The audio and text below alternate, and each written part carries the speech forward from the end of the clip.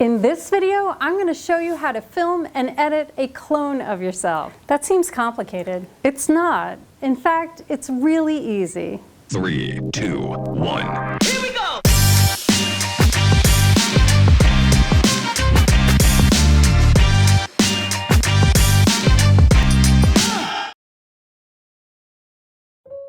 Hi and welcome back to DIY Film with Merle Becker, the channel where I help you make better videos. As always, stick around to the end of the video for a bonus tip.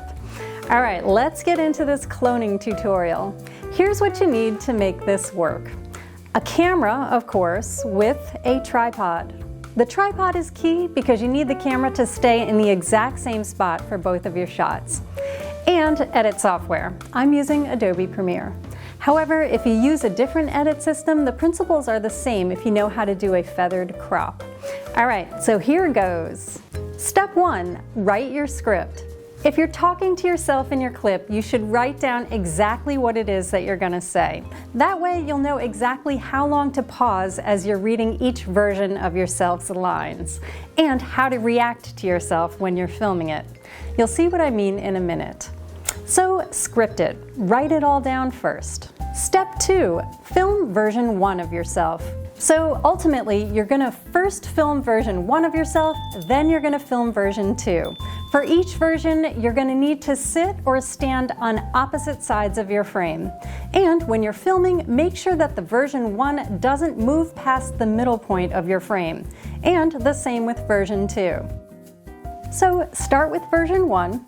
You should be sitting or standing either all the way to the right or all the way to the left. And if you're talking to version 2 of yourself, you should be looking towards the opposite side, where the other version would be sitting. So practice your script, and right before you start reading your lines, clap. The clap is so that you can line both versions up in the edit easily. So clap, then read your lines. And pause after each line just long enough for version 2 to read their lines. Say them silently in your head, so that you're pausing for the right amount of time. If your script is long, it might be helpful for you to have an assistant reading version 2's lines as you film. Also, I find that cue cards or a teleprompter app on an iPad can be very helpful. But if you're good at memorizing, you can do it all DIY. So run through the script at least 3 times, remembering to clap at the beginning of each take, so that you have 3 takes to choose from. Next, play back version 1 while you film version 2 of yourself. First, put on a new outfit if that's what you want, and then you're going to need to pick out the best of the 3 version 1 takes. So put the media that you just shot either on a laptop, or if you need to, edit the best take into a sequence and then upload it to Vimeo so that you can play it back on your phone or any device. Either way, find your favorite, put it on a device so that you can play it back. Then place the device on a chair where your version 1 was shot, but turn it away from you so that you're not tempted to stare at the screen, because you're going to want to look at eye level. Get your footage ready, and without moving the camera or changing your lighting at all, hit play and sit down. Play it back, and respond to yourself by reading version 2's lines, sitting on the opposite side of the frame. Listen to the version 1 dialogue and respond accordingly. Continue reading only the version 2 lines. Don't forget to look up where your eyes would be and not at the iPad. And this stuff can be tricky. You may need to do it a couple of times, but get at least 3 good takes so that you can pick the best one. After you finish this, you should have all of your footage, and now you're ready to edit. Step 4, edit your footage. As mentioned, I'm using Premiere and I'm in version 22.1.2. So if yours is older or newer, it might look slightly different. Okay, so bring in your footage by clicking in the gray area here in the project panel, and then drag one of your clips to the timeline to create a sequence that has the same settings as your clip. Rename your sequence in the project panel so that you can find it easily. I'll call mine Clone Example. In your sequence, your audio for your version 1 footage should be on audio track 1 or A1, so drag it up there if it's not there already. Then find the clap at the start of your best take and make that the start of your clip. And end the clip after the last line or wherever your ending is. Keyboard shortcut C for the razor tool to trim the clip if necessary. Once you've isolated your clip, you're then going to drag the best take of your version 2 footage to your timeline. You want your version 2 clip to go to video track 2 and audio track 3. So drag the left V1 up to V2 and on the right deselect V1 and select V2. Then make sure you're targeting your audio 3 track so your audio goes there by dragging A1 down to A3 and deselecting the right A1. Place an in at the clap of the best take and an out at the ending of that take. That clap sound will be audio only because it's coming from your iPad or device.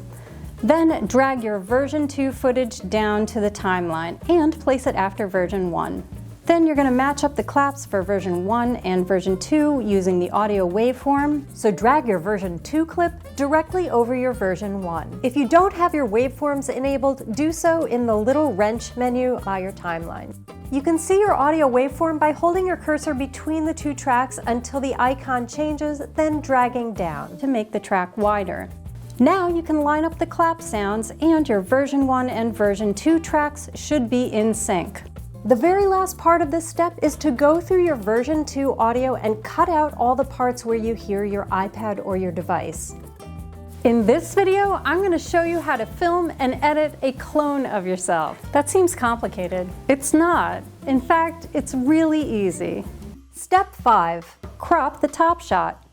The last step is to crop the top shot and add a feather to the edge so that you can see both of you and the shots blend together. To do this, go to the Effect tab and search the word crop. Once crop pops up, place it on the top clip. Then if you're sitting on the right, you want to crop the left side of the clip or vice versa. In my case, I need to crop the right side. So I'm going to change the value by clicking on the number and dragging to the right. And now we can see the bottom layer through that side. Lastly, I want to feather this edge a bit so it blends a little more seamlessly by changing the edge feather value like so.